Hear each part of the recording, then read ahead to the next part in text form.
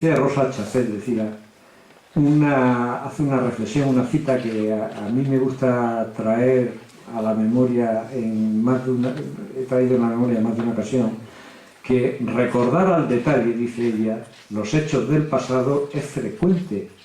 Lo difícil es recordar cómo era en aquel tiempo el que recuerda ahora. Es decir, cómo lo es ahora desde la inocencia. Y eso es un poco lo que hacen los ciento y pico de periodistas que han escrito en esta obra. Uno de los temas que se repite, o uno de los leitmotiv de este libro, yo voy a ser muy breve, por eso de que creo que lo fundamental ya está todo dicho y que quizás mucho más importante el coloquio o las cuestiones que se puedan plantear a continuación, muchísimos de los testimonios, digo, se inciden en los temas que todos sabemos, como son imaginables el 23F. Hay decenas de testimonios que de una manera anecdótica o personal rememoran cómo fue la tarde aquella, de la que me imagino que todos los que estamos aquí son de esas fechas que dice ¿qué hacías en el 23F? Bueno, todos, a lo mejor no todos. Yo tengo un compañero que ahora es el jefe de información de hoy, Pablo Calvo, y muchas veces las cosas de la edad, que a veces perdemos la perspectiva, eso que dice Rosa Chacel. Y yo le decía, bueno, ¿y tú dónde estabas el 23? Y me dice, yo estaba en el colegio, claro. Y a veces no nos damos cuenta que han pasado ya muchos años, ¿no? Bueno, hay una serie de ese tema está muy batido, pero a mí me parece muy reseñable que, sin embargo, se incida y se recupere un asunto fundamental como son los pactos de la Moncloa. Solo la lectura de las personas que recuerdan cómo fueron los pactos de la Moncloa es un indicativo perfecto de la importancia y de la magnitud que tuvo precisamente, o de la aportación que tuvo la transición española, alcanzar unos acuerdos como aquellos, en una situación como aquellos. Me parece también, por ejemplo, magnífico el testimonio de Soledad Gallego Díaz, ahora ya la directora del País. Además lo cuenta muy bien, en la escena, en aquella cuesta, cómo se cruzan Dolores Ibárruri, que los citan muchísimos otros. Todos tenemos también la imagen esa de bajando las escaleras del Congreso del brazo de Rafael Alberti, porque eran los de más edad, para presidir precisamente la mesa de edad el día que se constituyeron las Cortes. Y dice Soledad Gallego Díaz, hace reparar al lector que estaban bajando un 13 de julio de 1977. Ella dice, cuando baja Dolores Ibárruri, quizás pensó, al cruzarse con Leopoldo Calvo Sotelo, que tenía en otro 13 de julio, en 1936, tenía 10 años. Pero aquel 13 de julio, ese 13 de julio del 36, precisamente, aunque ella desmintió siempre que hubiera sido, sí es verdad que dice, y consta en el eso, que le dijo a José Calvo Sotelo que sería la última vez que iba a hablar en el Congreso. Ya sabemos cómo acabó esa historia. Ella hace la unión de esas dos fechas precisamente como un relato en el que enlaza otra de las columnas vertebrales de la transición, que es verdaderamente la reconciliación nacional, que es quizás el primer significado, ¿no? Hay otros testimonios, también a veces recurrentes, pero muy bien tocados, por ejemplo, en el caso de Pilar Urbano, cuando refuerzan el papel, antes ha citado Manolo Soriano, perfectamente de memoria, el nombre de los siete padres de la Constitución, pero más de uno ha incidido en que quien verdaderamente fueron los que desencallaron cuando aquello estaba atascado. Hubo dos personas que nunca se fotografiaron como padres de la Constitución y podían haberlo hecho por la realidad, que fue Fernando Abril Martorell y Alfonso Guerra. Y son múltiples quienes cuentan esa situación, ese trabajo de mano izquierda o de motricidad fina, que dirían ahora los entendidos, para precisamente avanzar en unas situaciones que, como bien ha explicado antes o como bien ha rememorado Manolo, eran laberínticas y complejas, ¿no? Por cierto, el tema de Manolo, y se lo he dicho antes de empezar, el texto de Manuel Soriano es otro de los textos relevantes.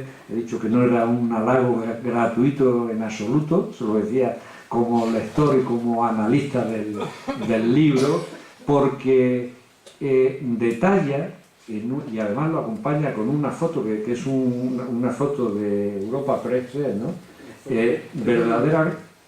Verdaderamente en el que están discutiendo con un gesto Abril Martorell, echándole en cara a Olarra, a Luis Olarra, el senador real entonces, senador real que fue capaz de hacerle frente a ETA, como recordáis, porque él dijo abiertamente que era capaz de contratar a marselleses, sí, de la mafia marsellesa, si le pasaba algo, que era un aviso para navegantes para los etarras, eso de Pachulo yo, ¿no? Pues le está diciendo precisamente toda la jugada que es una de las rémoras que tenemos, supongo, en la realidad de este país, que es la rémora del separatismo o del nacionalismo, tanto del País Vasco como de Cataluña, en el sentido de que quisieron, aunque no lo intentaron, eso es lo que refleja la foto, un estatuto especial, una relación una vinculación especial, en este caso a través del pacto de la corona, ¿no? Que era lo que ellos pedían, porque pedían, atribuyéndose que en el caso de ellos venía el poder a través de los fueros.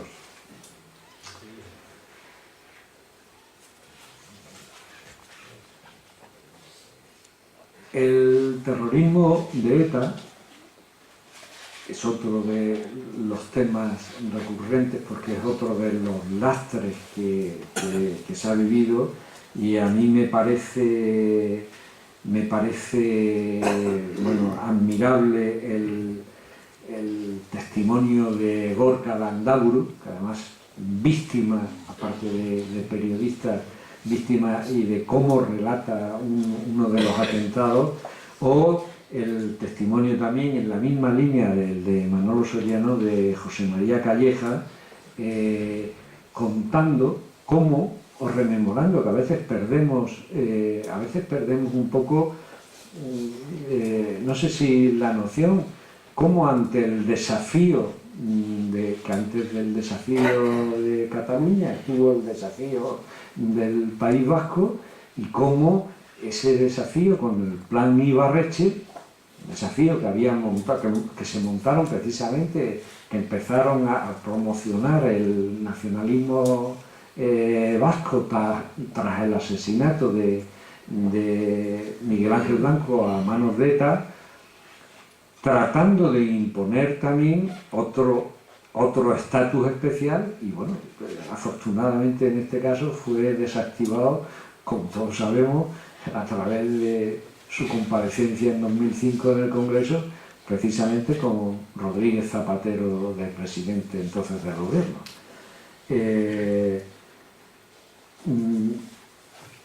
yo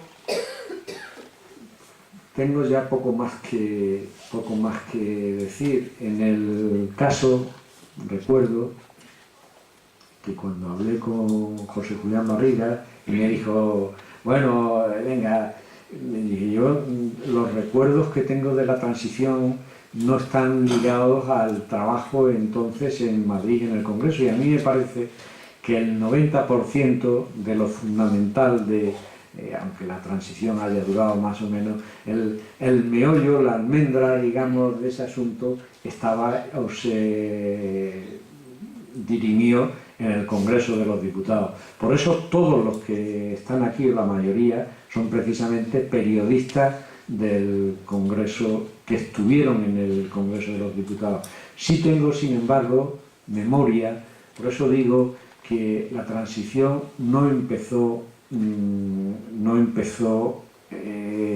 con la muerte de Franco.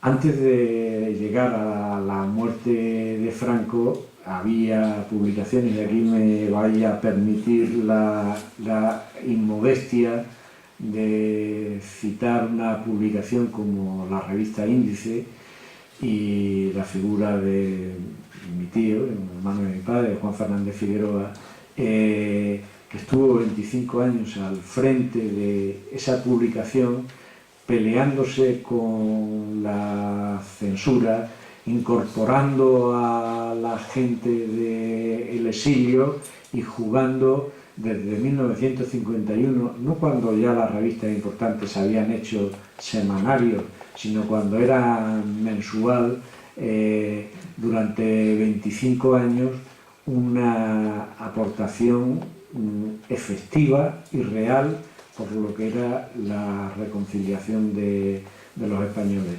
Y después hay una cosa que sí quiero tocar y ya termino, que es en el plano personal. Yo tengo algunos recuerdos, por ejemplo, del año 74, con el famoso, por eso el famoso espíritu de febrero que bautizó Pedro Rodríguez, ¿no? El espíritu del 12 de febrero. Por cierto, Pedro Rodríguez, claro, también es de los que han fallecido, de los que no pueden estar ahí. Tampoco está Carlos Luis Álvarez, que, por ejemplo, que podría estar. Y digo de los importantes, ¿no? Así, de esa época. Y tengo una anécdota. En Cáceres, entonces, estaba recién iniciado el colegio universitario, bueno, no sé si ya era facultad. Hubo un año, el año ese juliano, que descabaló absolutamente todos los calendarios, porque empezó el calendario escolar con aquel ministro Julio Rodríguez, ¿no? Ministro que empezó el año, hizo el 1 de enero, en vez de normalmente en octubre. Entonces, eso ya me ha hecho cambiar, pero ya no sé si era por eso colegio o no colegio, pero una anécdota que he citado muchas veces. Entonces estaba estudiando allí el poeta Felipe Núñez, Carlos Ortega, estaba Alfonso Ambrosio, bueno, de la gente que supongo que sería la primera o la segunda promoción. Y con el espíritu 12 de febrero, se hablaba mucho. Lo digo un poco porque se vea cómo era la atmósfera de los jóvenes en esa época. Hicieron un comunicado, entonces, bueno, todo el espíritu 12 de febrero, esto ya parece que está cambiando, Arias Navarro, tal, y hicieron un comunicado en el que dijeron, ante el espíritu del 12 de febrero, los abajo firmantes, tenemos que decir, pusieron un folio en blanco, otro folio en blanco, otro folio en blanco, y ahí acabó la historia. A nosotros, además, aquello no nos parecía inhabitable, nos parecía un movimiento casi vanguardista, pero daba una idea de que ya entonces, aunque era el 74, Franco no había muerto, se habíamos peleado Carrero y tal, verdaderamente la sociedad española sí estaba ya, digamos, en una disposición, digamos que bastante importante o adecuada para aceptar los acontecimientos que vinieron después, como fueron los de la transición. Y termino, digamos que una licencia personal y familiar. Por motivos familiares, muy directos, yo estaba vinculado con una persona que pertenecía al Partido Comunista y entonces no estaba legalizado. Y en mi familia, parte de la cual la retrata muy bien Javier Cercas en su último libro, en El monarca de la sombra, mi familia que es materna, que es de Ibernando, el pueblo Javier Cercas. Bueno, pues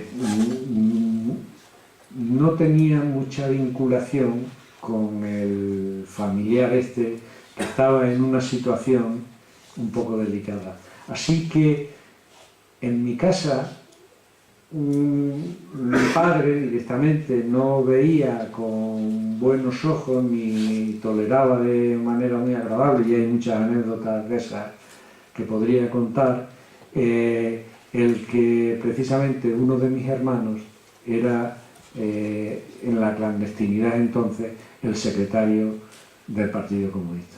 Así que cuando el 9 de abril del 77 se legalizó al Partido Comunista, acababa de ser mi cumpleaños, que yo cumplía los años del 8, esa fecha nunca se me olvidará, porque ya dije, por lo menos vamos a tener la paz en casa. Y nada más, no os entretengo más. Muchas gracias.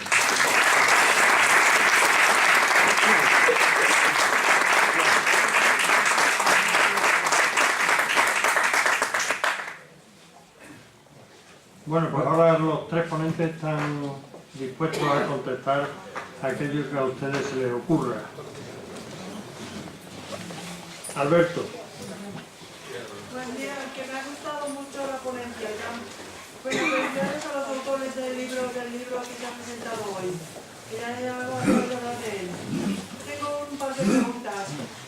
Para empezar, quisiera saber cómo era la situación de la prensa extremeña durante la transición, por curiosidad. Y en segundo lugar, quisiera saber qué balance hacéis cada uno de los tres sobre la prensa, tanto española como extremeña, en todos estos años, 40 años de democracia. Eso es todo. Muchas gracias. La prensa extremeña. ¿Cuál era la situación de la prensa extremeña en la transición? Primero la extremeña entendida y después la española. Bueno, yo creo que aquí hay personas que lo vivieron directamente, pero yo recuerdo, por ejemplo, y trabajé en una revista y trabajé en el que todavía hasta el año 80 y tantos había que hacer el depósito previo que tenía que pasar la censura los ejemplares.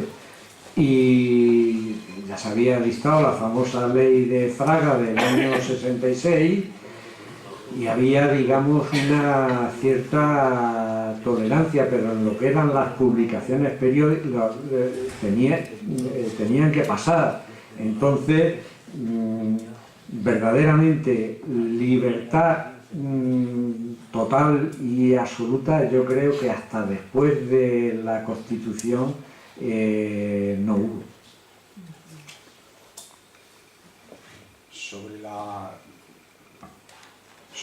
En la transición, hemos dicho tal, sobre la prensa extremeña, yo os dejaba a vosotros.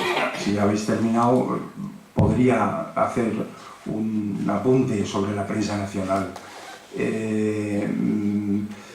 que la tomo una vez que ya hay libertades reconocidas en España, en el año 76, antes de la elaboración de la Constitución, antes de su aprobación de la Constitución, los gobiernos, el primer gobierno de Adolfo Suárez, pues toma una serie de medidas democratizadoras entre ellas las de la libertad de empresa periodística, se podían crear nuevos medios, porque antes, como ha descrito Juan Domingo, pues estaba sometida pues, a una serie de obligaciones legales que impedían la libertad de empresa y la libertad de expresión. Pero no he entendido muy bien, por precisar, si has dicho, Juan Domingo, si el depósito previo duró hasta los años 80. Yo creo que no. No, en la prensa... la prensa... El depósito previo termina con los gobiernos de Suárez. Sí, sí. Eso es. Sí, vale, sí. no, pues ya está. No, No había depósito previo a partir del gobierno de 1970. Vamos. Sí, a partir de la Constitución no hay. Claro. Y antes, incluso, estas medidas. Hay un periodo que es de la transición, digamos, pura y dura. Es cierto que se ha hablado muchísimo de dónde se establece el comienzo de la transición y dónde se establece el final de la transición, y hay muchas opiniones, pero sí nos podemos poner de acuerdo en que la transición, aludiendo a la etimología de la palabra transición, pues es el tránsito de la dictadura a la democracia. Es verdad que la dictadura no termina de una manera disruptiva, como se dice ahora con frecuencia, exclusivamente con la muerte de Franco, puesto que siguen todavía vigentes muchas leyes, y es con el primer gobierno de la monarquía, con Arias Navarro, ese espíritu del 12 de febrero y tal. No era democracia, pero tampoco era ya era dictadura. Se empiezan a tomar medidas. Y luego ya con el gobierno, el primer gobierno de Adolfo Suárez, segundo gobierno de la democracia, pues se toman unas medidas que a la prensa pues le sientan muy bien, de tal forma que se crean nuevas empresas periodísticas. En el año 76 todavía no se había aprobado la Constitución, no se habían celebrado las elecciones, las primeras elecciones democráticas de junio del 77, pues ya sale en mayo, sale el diario El País. Y el diario El País, que es el único que sigue, digamos, vivo de todas las publicaciones que a lo largo de la democracia nacen, pues bueno, es, digamos, había quien decía que era el ABC del anterior, no del régimen de Franco, sino casi anterior, el periódico señero del establecimiento, por decirlo de alguna manera, de la democracia. Eso fue el diario El País. Y eso no había Constitución todavía. Luego viene el Grupo 16. El Grupo 16 ya existía, Cambio 16, como una revista que comenzó haciendo información económica, pero fue el resquicio para empezar a hablar de política. Y muchos otros semanarios de gran prestigio, y desde luego anterior a la muerte de Franco incluso, ha recordado la revista Índice, Triunfo, Cuadernos para el Diálogo, Posible, Gentleman, Hermano Lobo, en fin, múltiples publicaciones, que era lo que yo apunté antes, de que era el Parlamento de papel. Entonces, el panorama de la prensa en la transición, y después, por supuesto, de la aprobación de la Constitución, se consolidan y luego decaen, porque hubo una gran crisis, ha habido una gran crisis en la prensa. Pues es un papel muy rico y que contribuye, sin ninguna duda, a crear opinión pública favorable a la democracia. Eso no hay duda, porque yo lo que no estoy completamente de acuerdo es que aquí todo el mundo era demócrata. El día 19, aquí no eran demócratas. El día 19 de noviembre de 1975 y el 21 ya eran todos demócratas, ni de broma. Es decir, había mucha opinión pública, bueno, pues que el sistema lo aceptaba o miraba para otro lado, y eran muy pocos, y también los periodistas, los que se comprometían con la libertad de expresión. Pequeña anécdota y pequeña aportación. Yo estaba en la facultad, en segundo y en tercero. editábamos un boletín que se llamaba Agencia, a lo mejor Guillermo se acuerda, Agencia de Prensa, no, Agencia Popular Independiente. Era un boletín, por supuesto, clandestino, si nos hubieran pillado, pues era propaganda ilegal y era inocente. ¿En qué consistía? En que no estaba sometido a la censura. Y entonces se contaban cosas de las que nos enterábamos los periodistas, pero no las sometíamos a censura para que fueran fuente de información, sobre todo de los corresponsales extranjeros. Yo recuerdo muy bien como José Antonio Novais, el corresponsal de Le Monde, o Harry Bilius, el corresponsal del Time, pues esperaba como agua de mayo el API, que se llamaba Agencia de Prensa Independiente, porque, pues no sé, los sucesos de Vitoria, pues ahí venían transcritas las conversaciones de los guardias antes de disparar y tal. Bueno, hubo que ganarse esa libertad durante bastante tiempo y luego surgieron empresas periodísticas nuevas con mucho potencial económico y luego pues fueron decayendo por otras razones, algunas políticas que hubo. La democracia y los gobiernos democráticos tuvieron mucha excesiva injerencia en las empresas periodísticas y en los propios staff de los medios de comunicación, y bueno, pues llegamos al panorama en el que estamos hoy. Pero por concretar, creo que era un panorama rico periodísticamente. Yo solo quiero, porque la radio en aquellos tiempos al principio de los tiempos, pues tenía que conectar, ¿no?, los informativos con Radio Nacional y todo lo que... Pero hubo un nombre.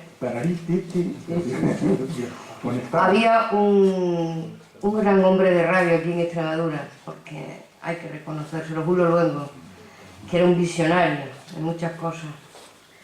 Siempre le agradeceré porque él creyó en mí cuando nadie creía.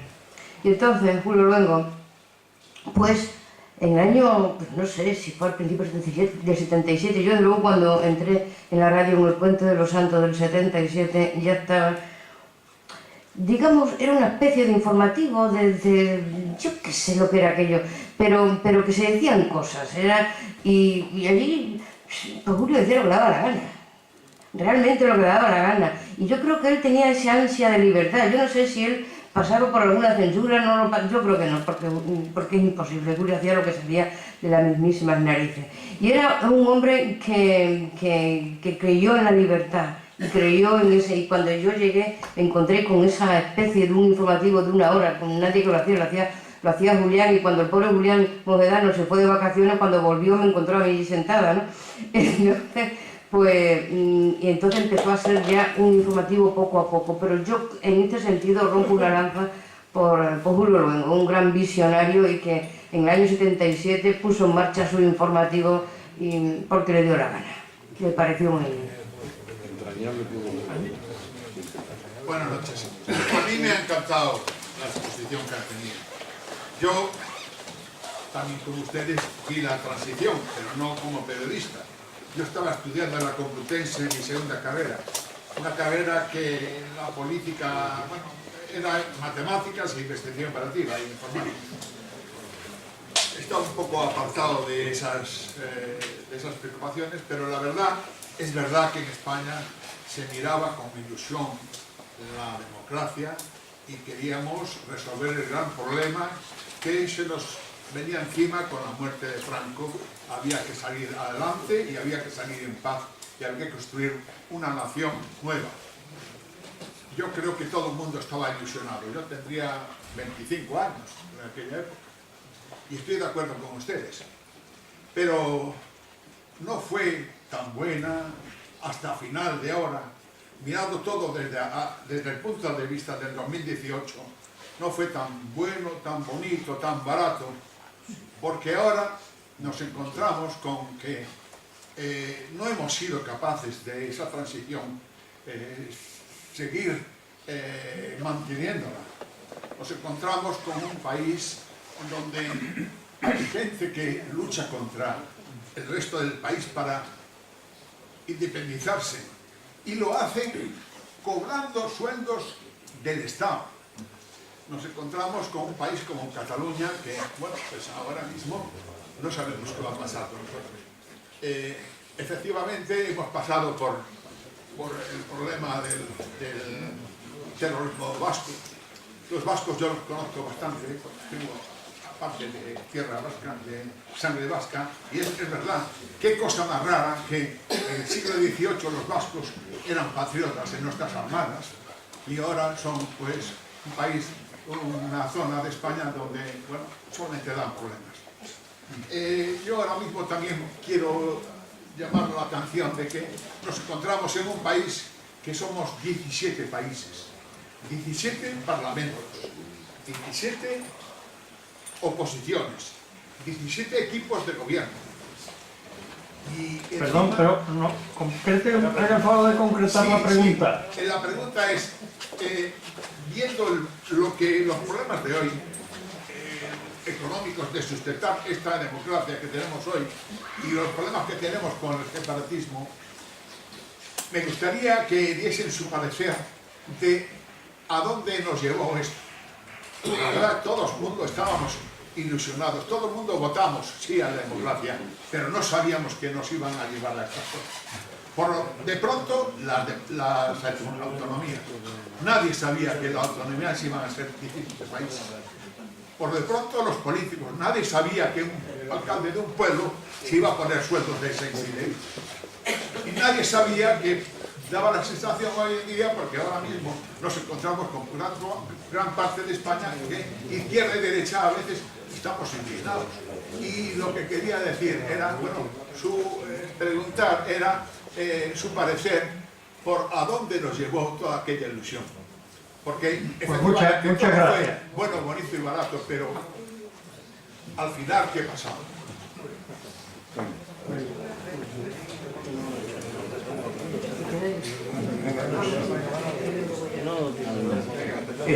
Bueno, muchas de las cosas que ha dicho pues, son razonables, en mi opinión, al observar una realidad que no comparte y no le gusta.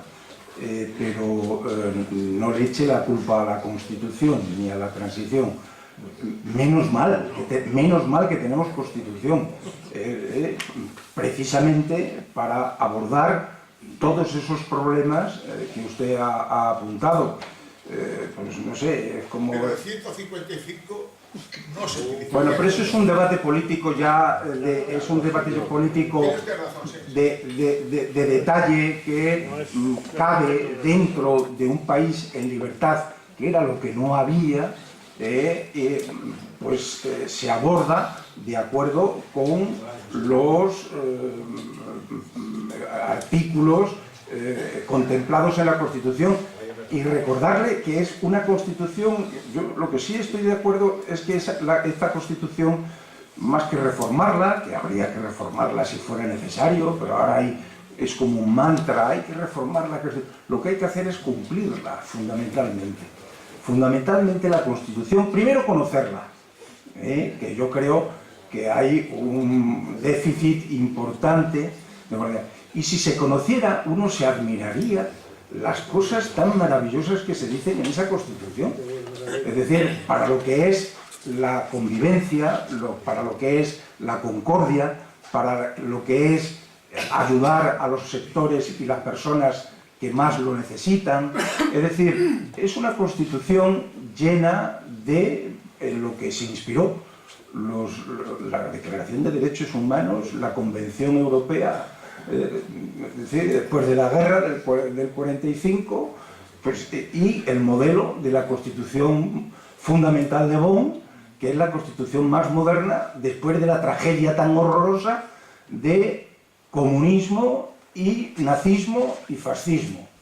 Después de esas experiencias tan horrorosas que entierran a Europa en millones de muertos y penurias personales, pues es en lo que se inspira por el acuerdo de todos los partidos políticos. Eso jamás se había hecho en España, jamás.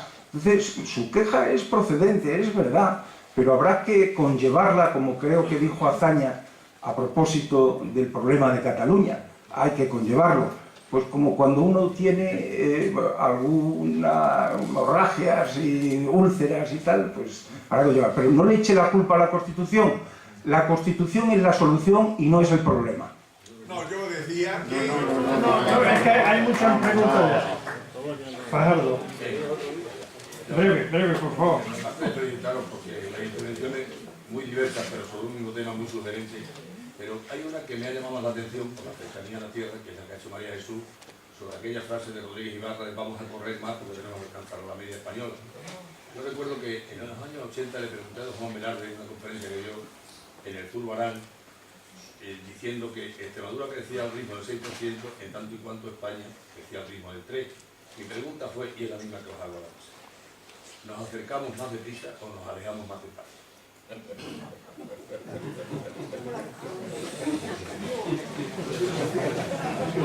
No sé si nos alejamos. Yo creo que a Extremadura la crisis le ha venido muy mal.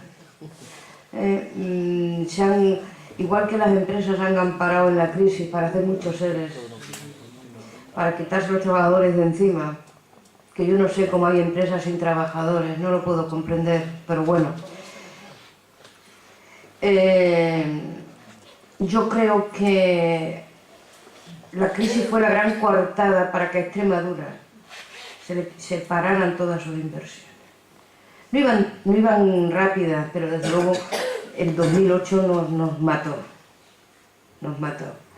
Y yo no sé qué parón habrá supuesto para Extremadura la crisis, pero yo creo que hemos dejado de avanzar como 20 años. Teníamos que estar mucho más. ¿Por qué? Pues ya lo decía antes, a los poderes económicos, políticos, no les interesa. No somos nadie, somos una tierra con apenas 1 millón de habitantes. No representamos votos, no tenemos fuerza. Y como no tenemos fuerza, tienen más fuerza los que amenazan con taladures, los que han amenazado toda la vida de otra manera, y entonces tienen mucha más fuerza la oligarquía y los extremos. Tienen fuerza y hay que callarlos, y a base de dinero. Y luego tenemos otra gran desgracia. Nuestra situación geográfica no es igual estar al lado del Alentejo, en el oeste, sin comunicaciones, que está al lado de Francia, ¿verdad?, con el mar. Entonces, nadie nos ha compensado por eso. Yo creo que un Estado que se cree moderno, igual que no puede tener a niños desatendidos ni a los ancianos, no puede tener un territorio abandonado, y nos han abandonado. Y yo creo que vamos hacia atrás, o por lo menos nos hemos quedado muy estancados porque la crisis nos ha hecho mucho daño. Ha sido la gran coartada para abandonarnos. Y nos han abandonado. Ese es mi sentimiento. Mateo, pero muy breve, porfa. Yo dice para que no me conocen, siempre soy muy esquemático. De vista. Somos pocos, somos pobres y estamos desparramados. Ahí no me lo vas a sacar. Somos pocos, somos pobres y estamos desparramados. Eso es la realidad. Tenía una suerte y una transición, pero en un momento no sabía lo que no de Eduardo. De hecho, era clave importante, que fue la concordia. Y todo el mundo se puso a remar en la misma dirección. Y ese espíritu de concordia, que ha sido muy inclusivo en todos los sentidos, que ha sido casi mágico, pues ha durado hasta que hizo la ley de la memoria histórica, que es cuando ha surgido la discordia. Y ya llevamos unos años profundizando la discordia. Quizás habría que editar el libro de Guachi y León Vidarte, todos fuimos culpables. Nos vendría muy bien, para no utilizar todo el tema de la república y de la guerra para arrojarlos contra los otros. Como dijo Julián María, la guerra que tan justamente perdieron unos y tan injustamente ganaron otros. Esa es una clave importante. Y quería preguntar, que yo creo que no se ha resaltado lo suficiente, la generosidad de todo el pueblo español, sin duda ninguna, de los dos bandos. Pero bueno, no está la movida. Y ahora que han muerto hace 15 o 20 días, que hacer un homenaje, y el trigo de Champiñón, que yo creo que no se ha valorado lo suficiente, don Miguel Primo de Rivera, que subió a la corte franquista y se hizo el y quiero la generosidad y la gallardía y dice, venga, vamos a juntarnos todos y vamos a tirar para adelante. Y yo creo que eso no se ha resaltado lo suficiente. Creo que es importante. Hace tanto a Rolf Chacer. Rolf Chacer, de Timoteo, exiliado en México, en una librería de viejos, compra las obras completas de José Antonio Ribera. Y sepa que entonces es profundamente desentendido. Claro.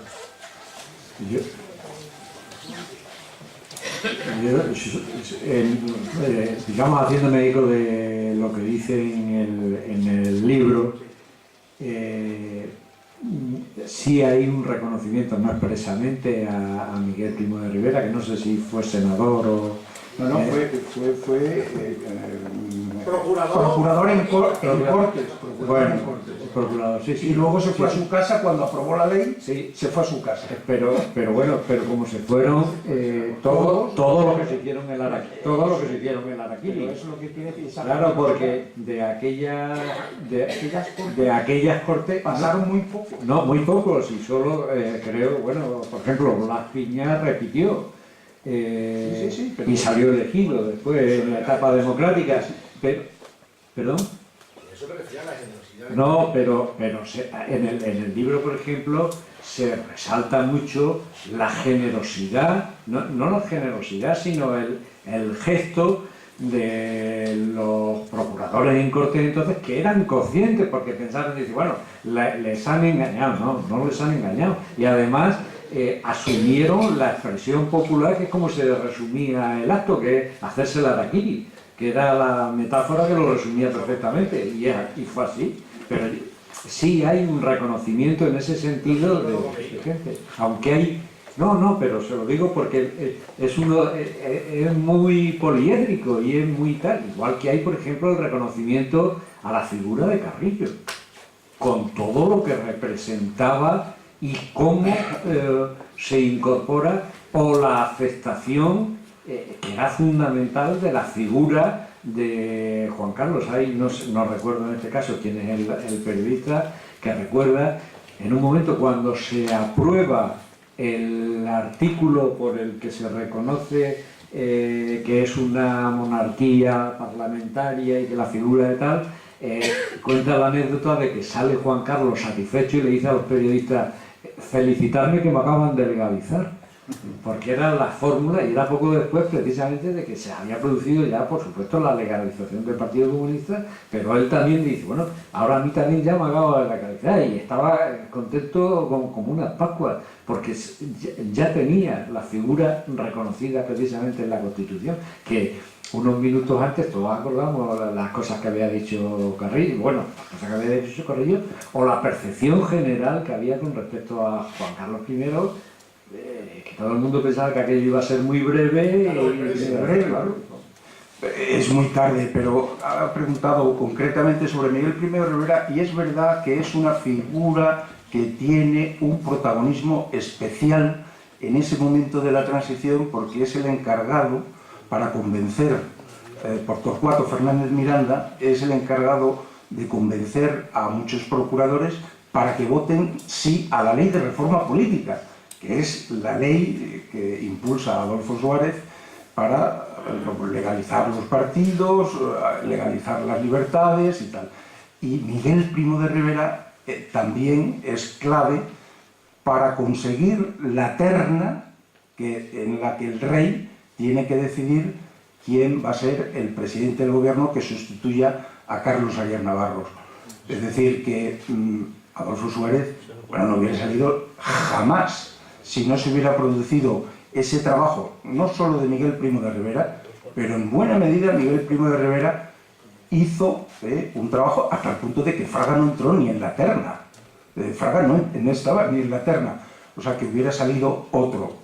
El rey quería a Adolfo Suárez y había que trabajar entre los procuradores en Cortes, los que luego usarían el harakiri, pues que saliera Adolfo, bueno, la terna fue López Bravo, Federico Silva Muñoz y Adolfo Suárez, el que menos votos tuvo, pero ahí estaba y el rey lo nombra. Y Miguel Primo de Rivera, que efectivamente ha muerto hace unos días, tiene un papel fundamental para conseguir esa mayoría. Más que labor de pregunta es agradecer el libro, es un aporte extraordinario. Creo que es un momento, y muchos de los que los vivimos, uno desde de vosotros. Además estoy viendo que terminamos la carrera por la misma época, o sea que vivimos la misma época, pero creo que es un momento extraordinario. El libro es un aporte extraordinario porque hay una conjunción ahí de unos políticos extraordinarios de todos los partidos, o sea, dejar ese revanchismo duro que hablábamos desde la izquierda, sobre todo la labor de un personaje como Alfonso Guerra, y por destacar un periodista, Pedro Rodríguez. Recuerdo El Tiempo, fue compañero mío en Tiempo, cuando Tiempo venía encartado con el Interview, los primeros números, pero luego siguió aquellas crónicas, y luego ya siguió como revista independiente, y desde luego El Pueblo Español, que estaba informado a través de esta prensa. Esa labor extraordinaria.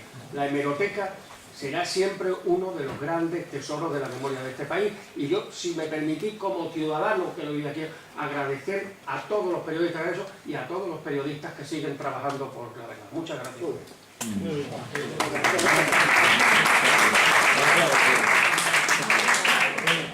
Hola, buenas tardes. Extraordinaria las intervenciones, y da gusto recordar la época, sobre todo porque yo creo que aunque la realidad era la que era, la vemos con la historia, con el paso del tiempo, todavía engrandecida, ¿no?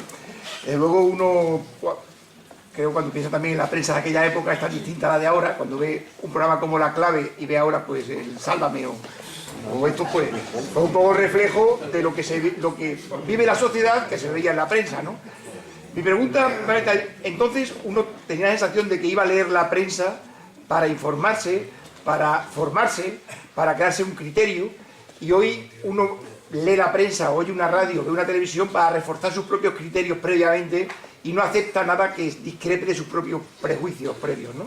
Tengo la sensación.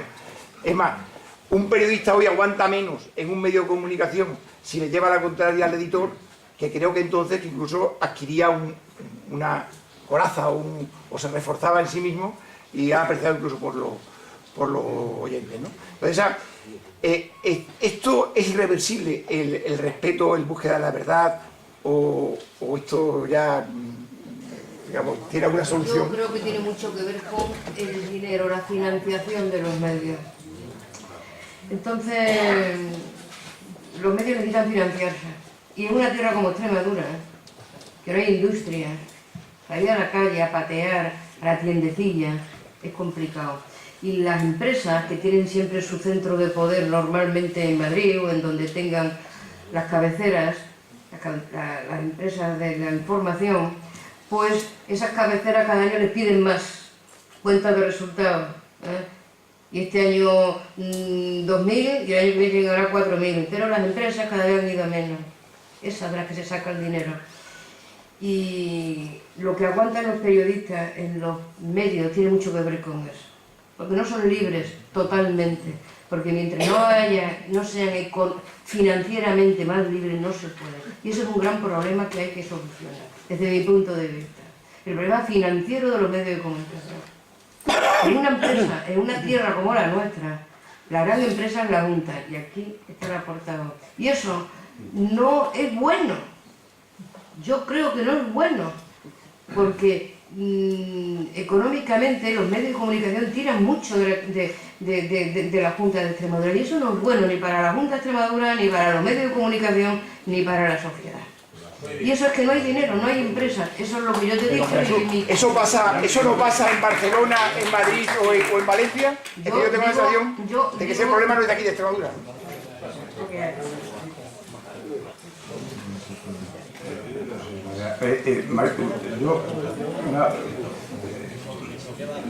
una pequeña... Luis. Yo creo que el papel del periodismo en España desde la transición hasta el día de hoy, cumplido sobre todo en aquel periodo, yo estaba en Madrid también, allí nos conocimos, ha jugado un papel importantísimo, porque entre otras cosas los periodistas entonces tenían credibilidad. A mí me preocupa, y quiero la opinión vuestra de los tres, lo que hoy se ha dado en llamar el periodismo de trinchera, porque resulta que en muchos casos se escribe, yo creo que con una cierta ideología, y ahí es donde yo creo que los periodistas estáis perdiendo credibilidad. Es una opinión, me gustaría escucharlo. Perdonad, estoy como una tapia y no me he traído los audífonos. Sí, yo estoy No sé si me he explicado. perfectamente. Y yo creo que tienes bastante razón. Y hay un poco de todo. Los problemas que plantea María Jesús, claro, sabemos que todo es cuestión de dinero. Es decir, y eso lo empezamos a estudiar en la facultad, una asignatura que se llamaba empresa periodística, no se llamaba periodismo así en general. Para que haya periodismo tiene que haber empresa o Estado, no hay más. Y afortunadamente la transición terminó con los periódicos que en un principio no tenían esa credibilidad a la que se refiere Luis Sandino, porque eran periódicos o radios, es decir, procedentes, sostenidos